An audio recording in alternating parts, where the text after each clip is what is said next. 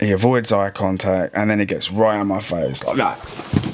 Like he's like that, you know. He's like. Ladies and gentlemen, this is a story of familial betrayal and how I ended up getting a man in a headlock in a millionaire's garden at 20 years old. At 18 years old, I put a man in a headlock on a millionaire's property. 10 minutes later, my uncle, the man I admired most, told me to punch him on the chin. That is, he himself. I thought the fight would be the thing that haunted me. It wasn't. It's interesting. Dante placed the final level of hell as treachery or treason or betrayal. Betrayal being worse than all other sins. Interesting. Is it true? Don't know. Does it hurt? Oh yes. The true wound of this story isn't the violence nor the loss of employment. It was my uncle's betrayal. A familiar wound my father struck against me in my childhood. It was this day that I abandoned the very concepts of role models, admittedly, unconsciously. And in this collapse of my framework, the void twisted and gathered material, the same darkness that I had felt evanescently my whole life. I did not attempt to justify my actions. I did not attempt to mend the relationship from work, and I never told my uncle how devastated I was by his betrayal, but not surprised. I simply walked home. It was a humid July morning of 2011, or around that time. Lana Del Rey's Video Games was on the radio for the first time, so 2012, 2011, so early 20s perhaps. I was sitting in the living room at a ungodly hour, and I was waiting for that familiar diesel engine sound. If you've got a Ford Transit, you know what I mean. It's a very specific type of rattle. The van was very old and yet very reliable. It is said that a diesel engine can live up to 300,000 miles. It was everything around the diesel engine that rusted. The engineering matched my uncle's disposition, actually. Reliable, relentlessly practical, a true steel chassis of work. As fibromyalgia foreshadowed my body, I felt very stiff and heavy, yet the youth and vigour carried me through the days. I could feel the beginning of a headache, you know, the one that sort of swirls in your temples, and I knew that a migraine was to come. Kissed the dogs goodbye, and I left the house climbing into the van just like any other day. Morning, mate, I manufactured, a cheery tenor that betrayed the hour. Morning, my uncle muttered without turning his head. We rarely spoke in the sullen hours of the day. That suited me entirely, perhaps because we were both from the genetic origins, that we both awoke to the world in this sort of cortisol-heightened, miserable, lethargic state. Yes, my undiagnosed autism certainly didn't help this fact, but luckily enough, we both preferred a comfortable silence. Drove through the country B roads, if you're in the southeast of England, sort of Burnham way. It's quite nice that way.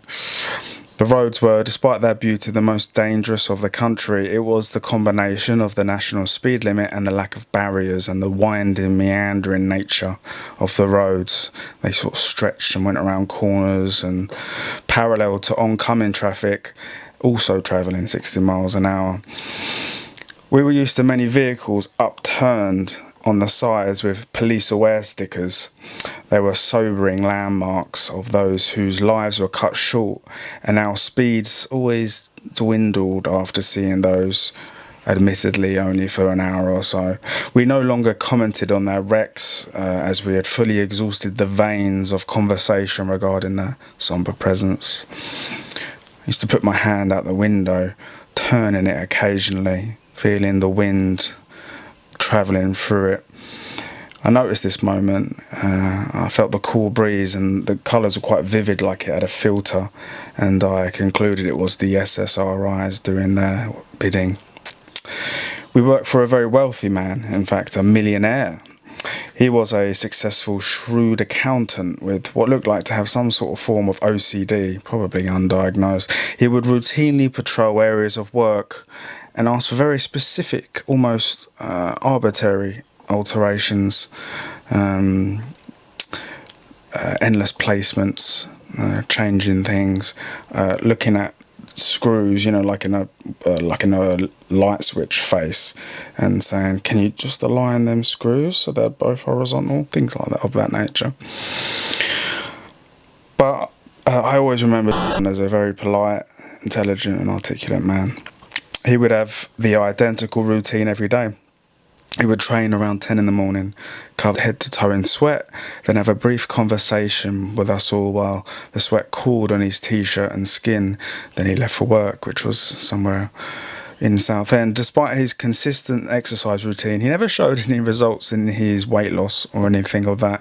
It was interesting that his obvious financial and business success and knowledge and discipline did not extend to his consistent calorie deficit energy balance, a problem a lot of us face.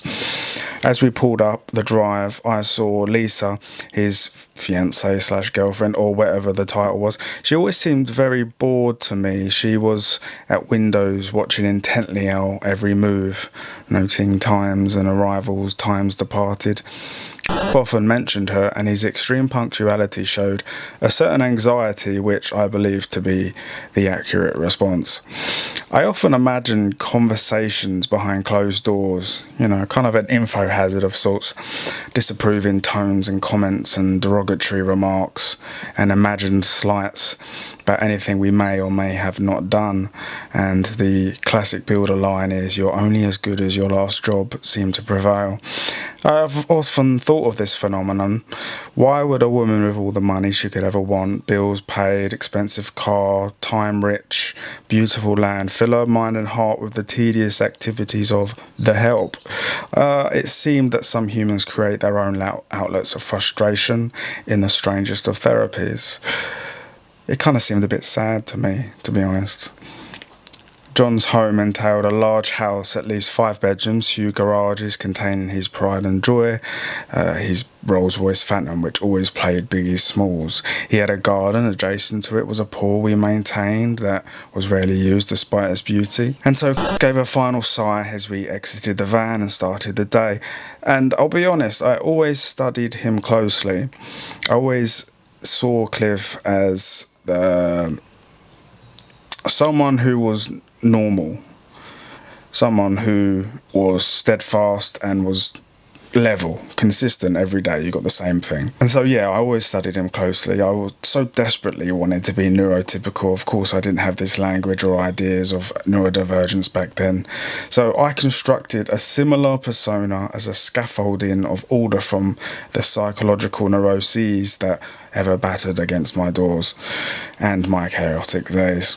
It was maybe the way he stood, the tone of his voice, the time spent maintaining eye contact and then looking away, the feet position, the time spent engaging in small talk, like how much, how interested, what subjects, and the execution of disengagement, which was very important to me, like how do I get out of this without seeming rude.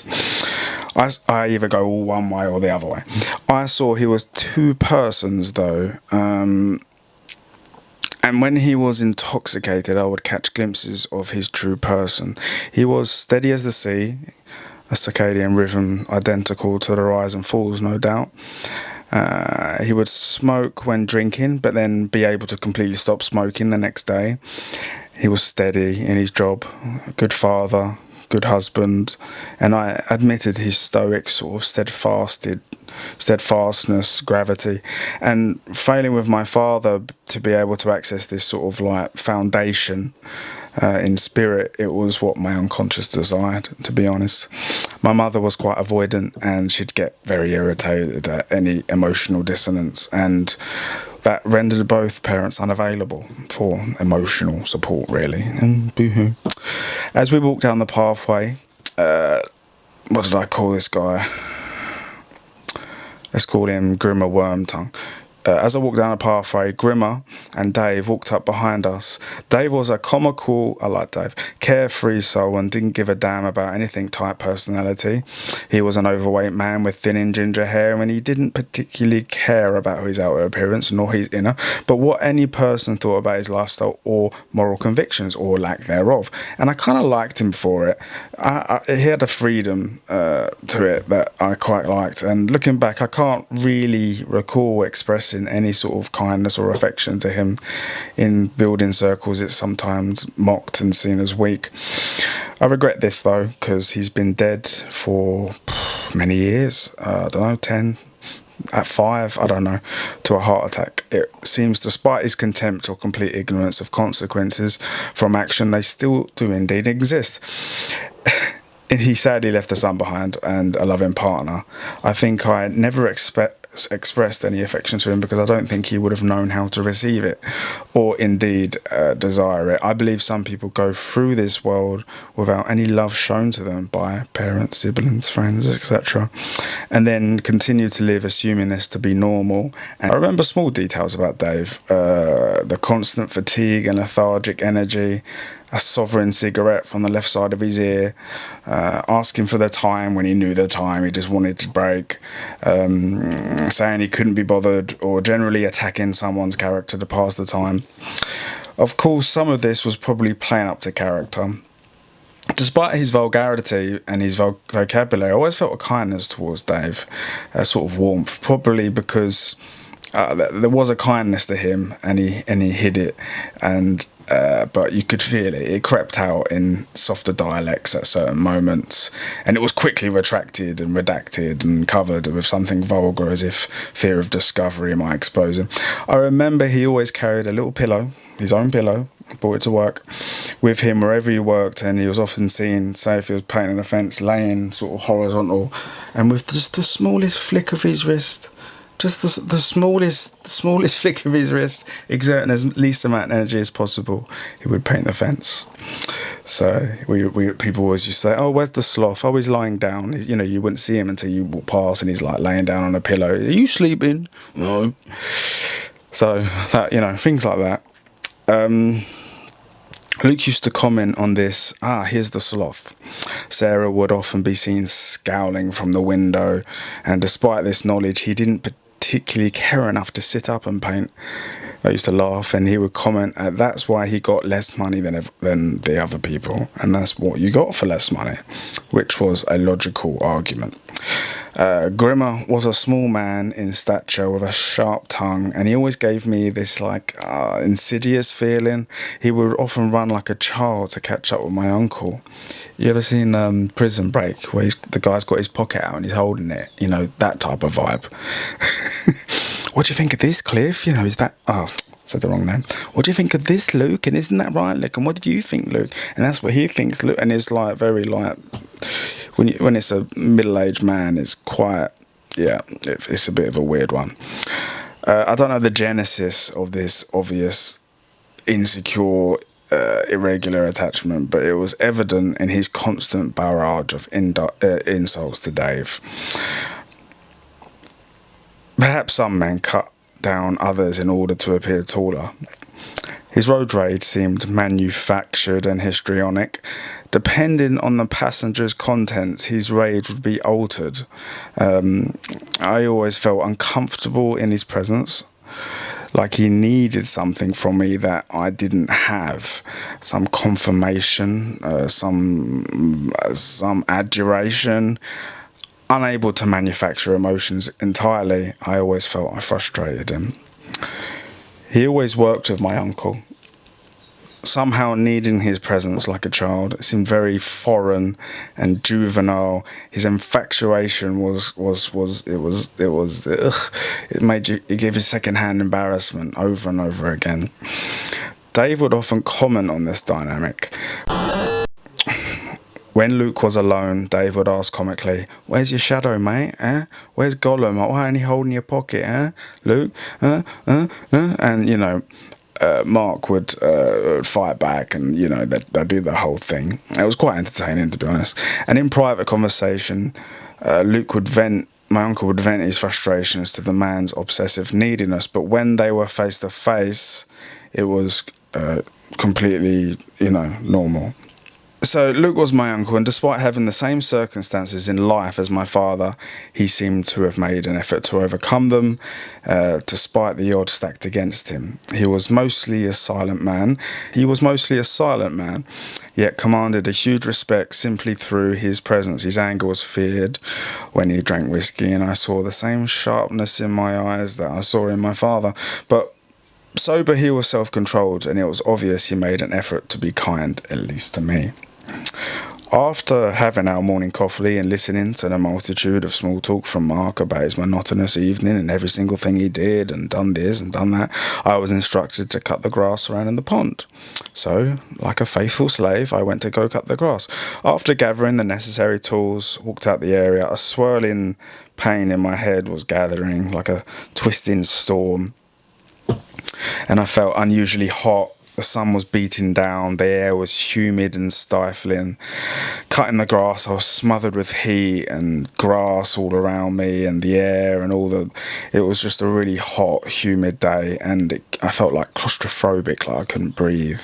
I took off my top to achieve some relief, but my head ached and throbbed and I felt nauseous.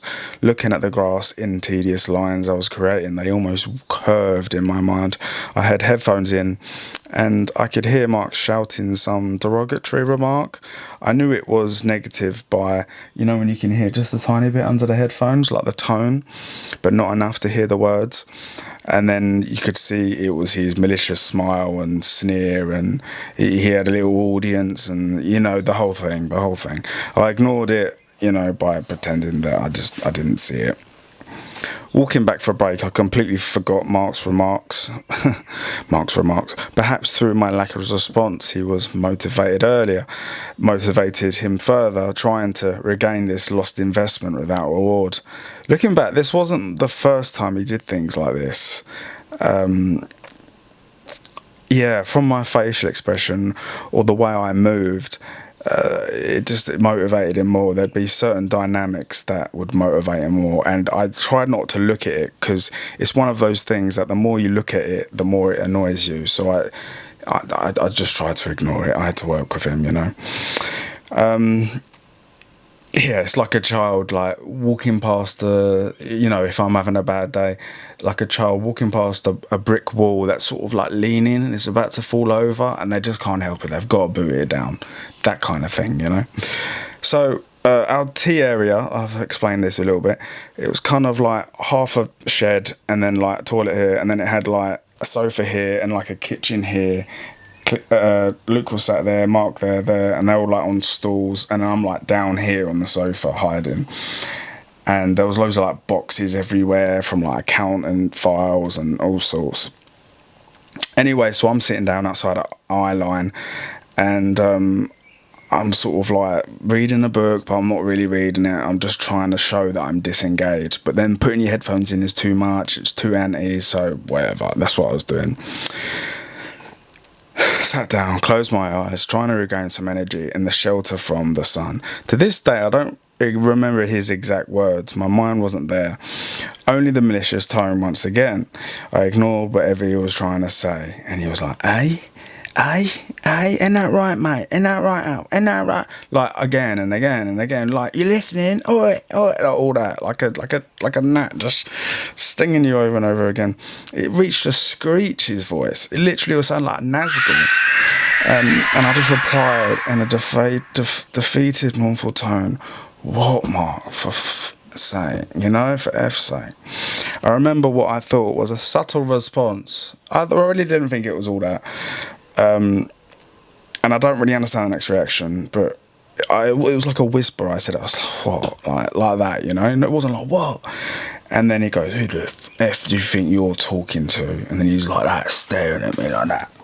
I'm like, and I just looked away, like, what do you want from me? And he had he'd done this a lot, always trying to get a rise, And then because I looked away, apathetic, like I didn't have the energy, it probably enraged him all the more. So he walked to the door, you know, turned on his heel at that door, like just about to leave, and said, well, I suppose I better be going back to work since every CUNT is so effing happy, you know, like shouting it, like slammed the door, and the sound reverberated through the thing, and the room sat silent, and I was just like, oh, bro, and I was waiting for someone else, no one else said anything, so I forgot about it.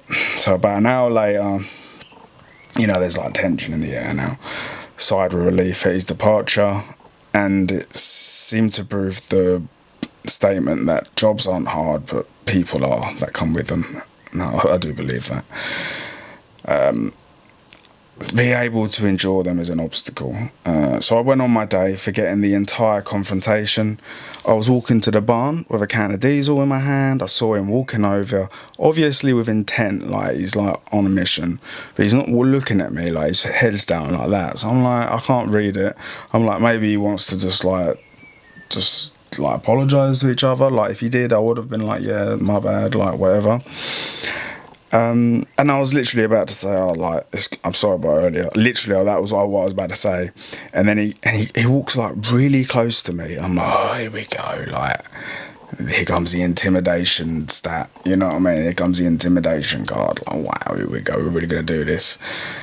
And like, I forget that I was really young then. So like some men are like, oh, he's young, like he's gonna break quick. Like I'm just weird. Like I'm just not a normal person.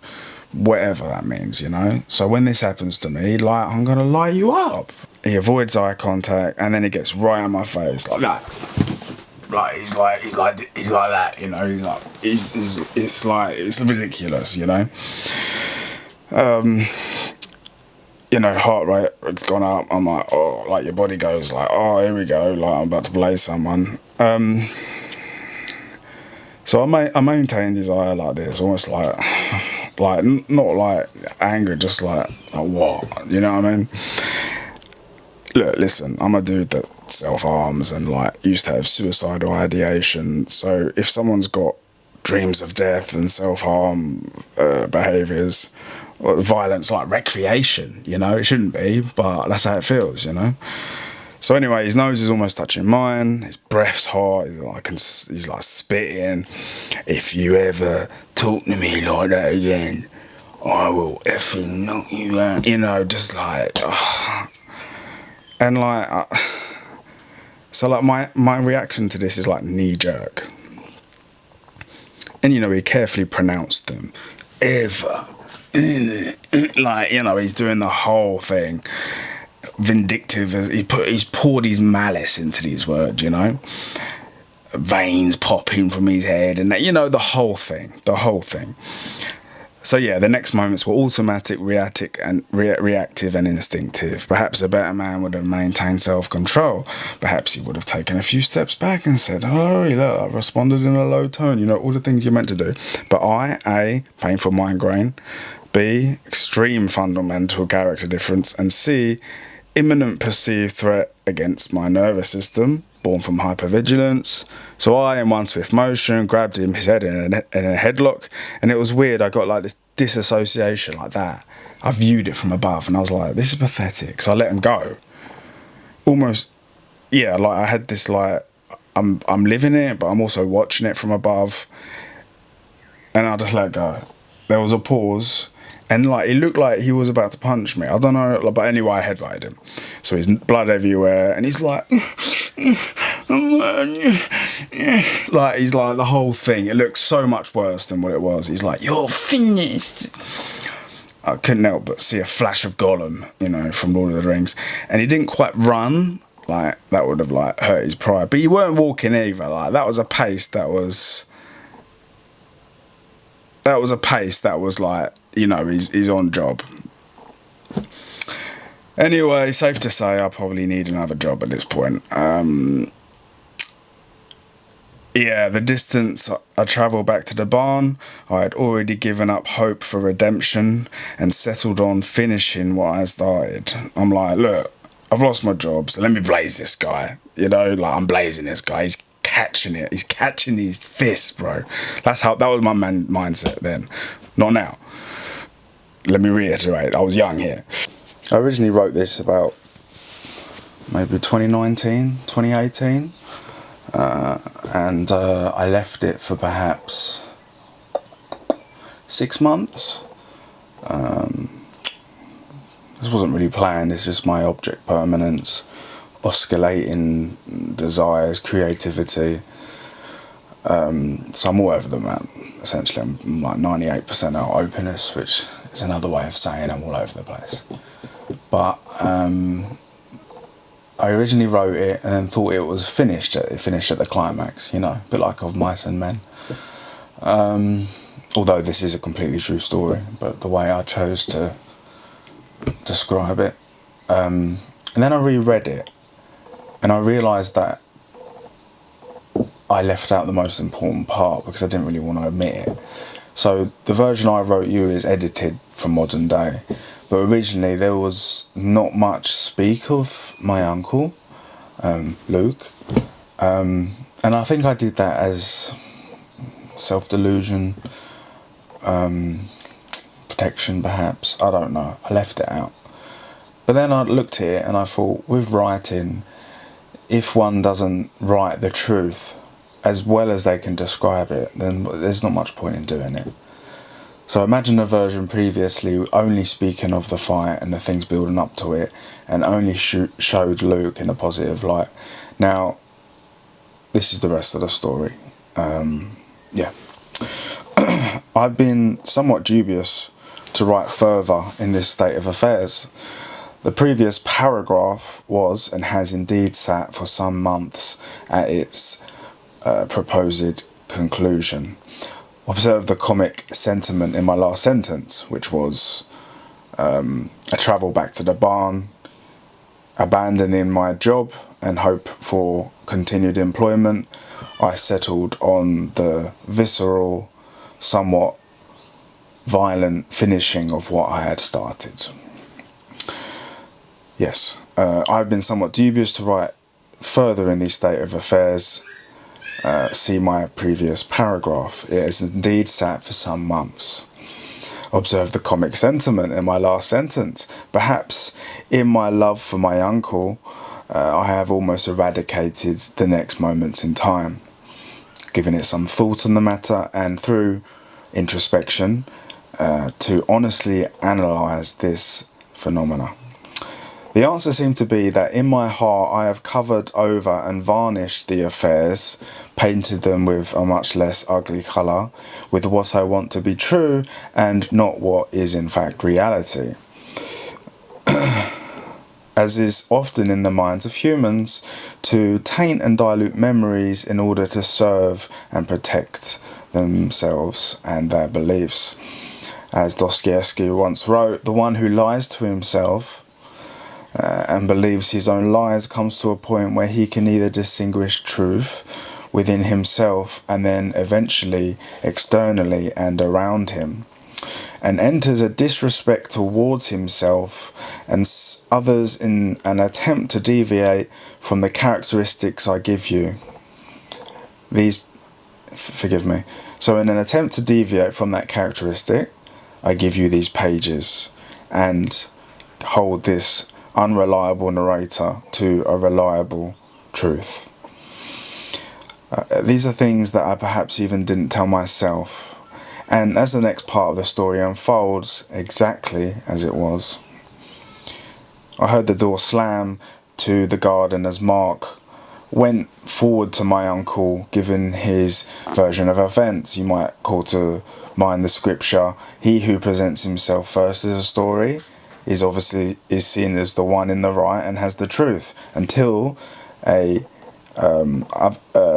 opposing party cross-examines him. This is the foundation of the courts, of the Supreme Court, of justice, etc., etc. I knew what was coming next. I knew that the ugly scene that we had just participated in was only a prelude to the main event. All too well, I knew this. The self-accusations of my inner dialogue. I put my hands on my head, tried to console my heart rate and trembling legs. The statement seemed to ring over and over again in my head. You're finished, you're finished, you're finished. The can of diesel seemed to point at me in disgust. What have you done? The freshly cut grass scowled at me sarcastically. He can't even hold down a job. Look at him.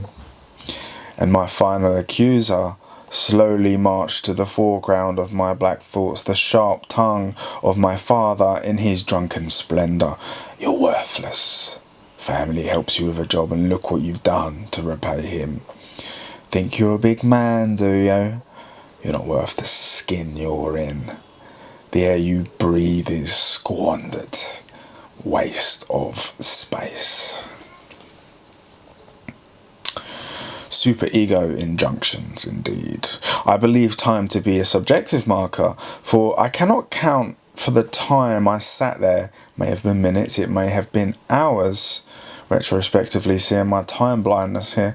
And I remember the voicemails my uncle accidentally sent me throughout the years, as the older generation perhaps is either unaware or not as well versed in technology, and how terribly he would speak of me with Mark when I wasn't in the room. I remember when I was younger, I would search for rejection. You know how your unconscious searches for certain things?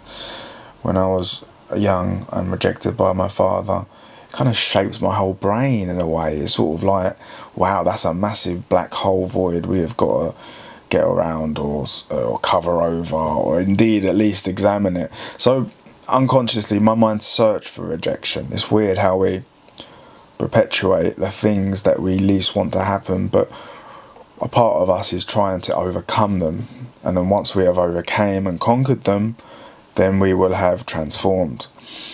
And when I was younger, I used to have various girlfriends, consecutively, not at the same time, although that was a thing as well at some point. And I don't know if you guys remember MSN. If you're Gen Z, perhaps not. If you're a millennial, maybe you will.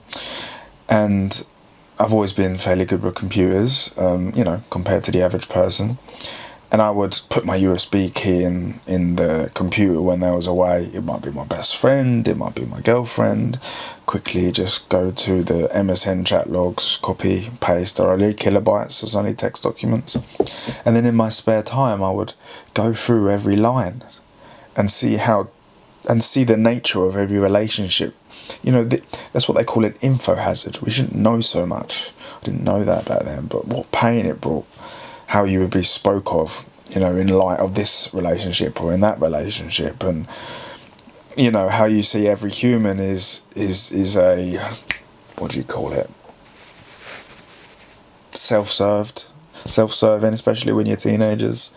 Every man interaction with a woman could be a potential romantic situation. Every friend is it was pretty ugly. So this is the same thing here, hearing these voicemails that were never meant for me. He never mentioned it. I suspect he knew it happened, and I won't go over what he said. It was, it's a joke, he's a joke, stuff of this nature. So, yes, he would speak terribly of me with Mark. I would often struggle to ascertain the level of quality and time required to successfully complete a job.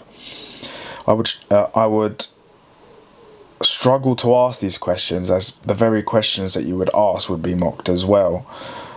He would belittle them as like, how stupid are you? And it's true. If I had a certain job of saying cleaning an area, do you want all the leaves or half the leaves? 20% of the leaves, 80% of the leaves? Would you like me to spend an hour, a week, a day? I didn't. And then you come back and then there's more leaves. I don't know what level of quality is acceptable. So in my effort to be considered a valuable employee, I would do it as well as I could. But then the time spent, people often see the worst in people. So they would look at the time elapsed and just think I'm lazy, when really I'm trying to get in my head, how perfect do you want this? I don't know. So things like that.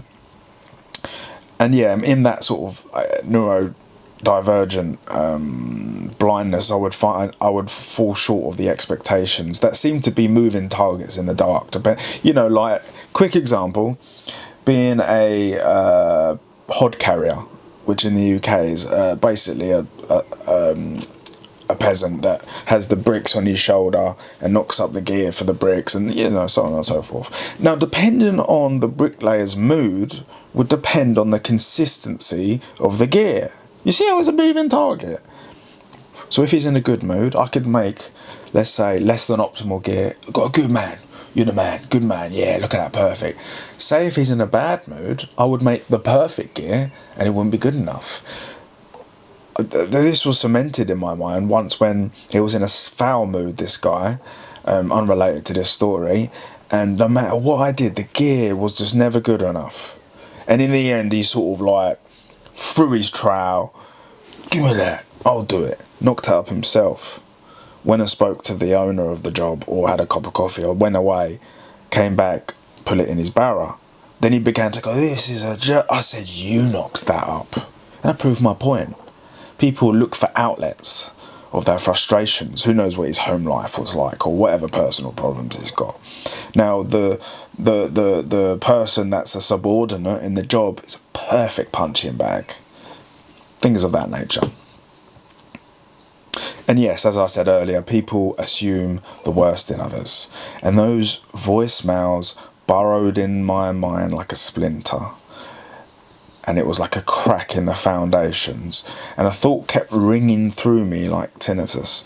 There is no such thing as loyalty to humans. We are only loyal to those in the room. That's what I believed when I was younger. Nihilistic indeed. I know that nothing seems more plausible than the second hand of a clock, but this is time unmeasurable in some aspects in life, isn't it? Do the dead experience time? How long is an hour to a dog, for example? 1,000 years is a day with God. Eventually the weight of anxiety overpowered the supplementary load of my conscience. Raising from the curb, my headache, although not only present but exacerbated, was forgotten, subject to the superior painful emotions. And I made my way to the barn, this long walk like the Green Mile of my execution, and focused on my footsteps, and I could hear the,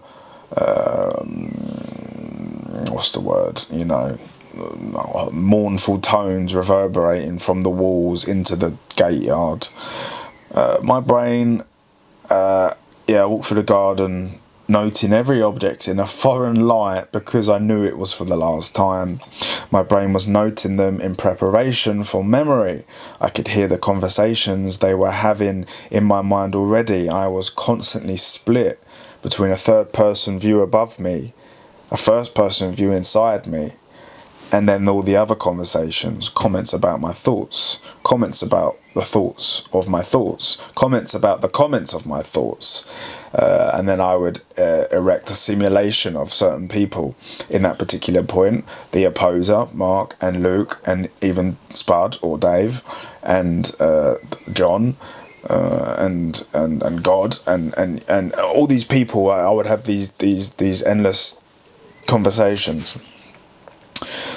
I could hear the conversations they were having through the sort of reverberating, and I could hear Mark, and he's saying all the worst things possible.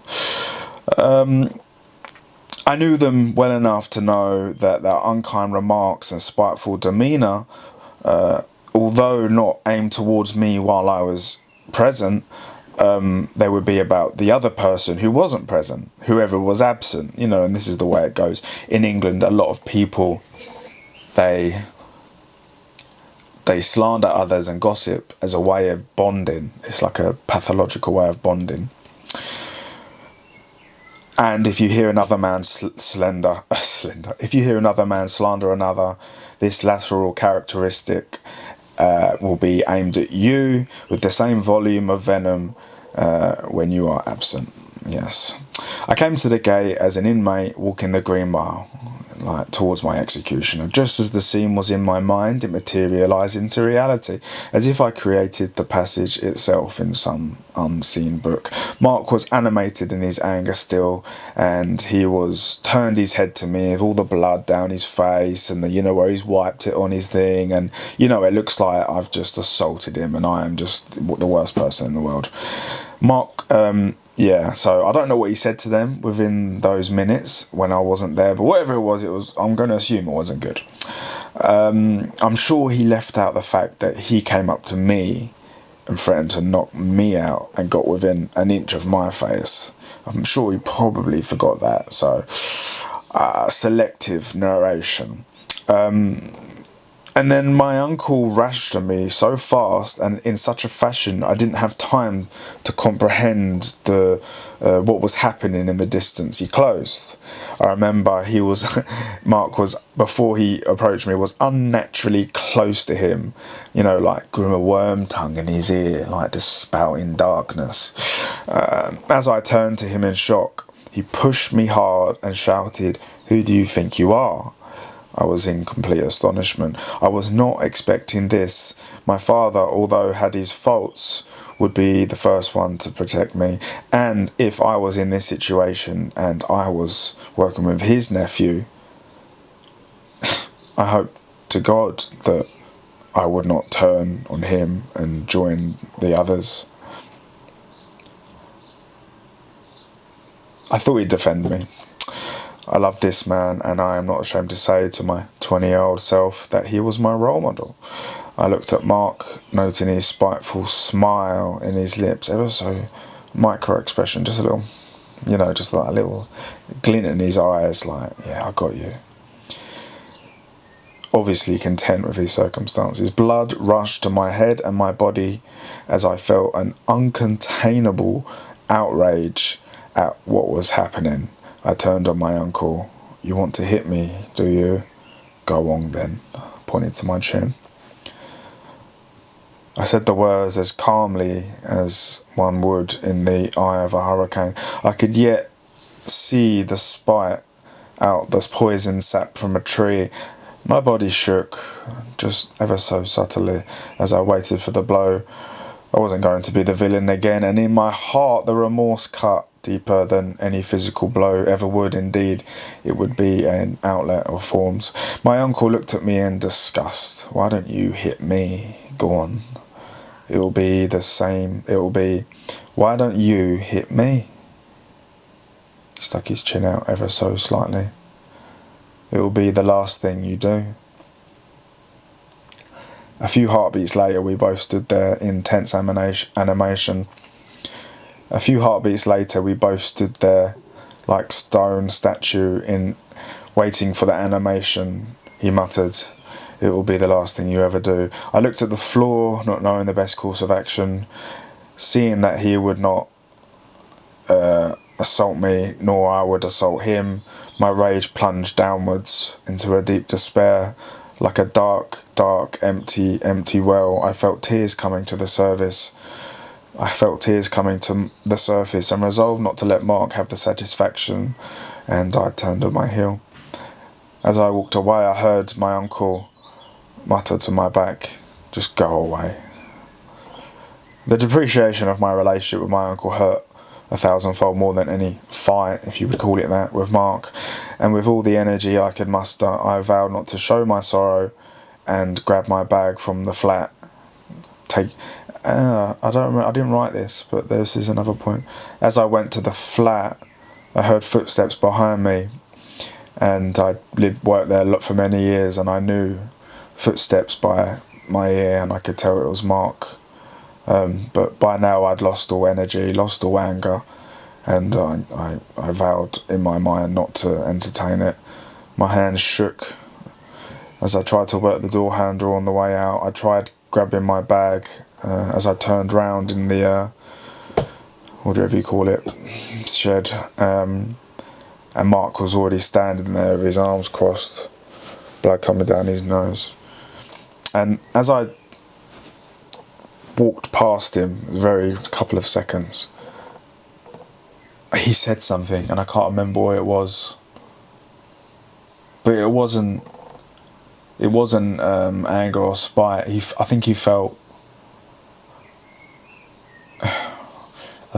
bad. A part of him felt bad.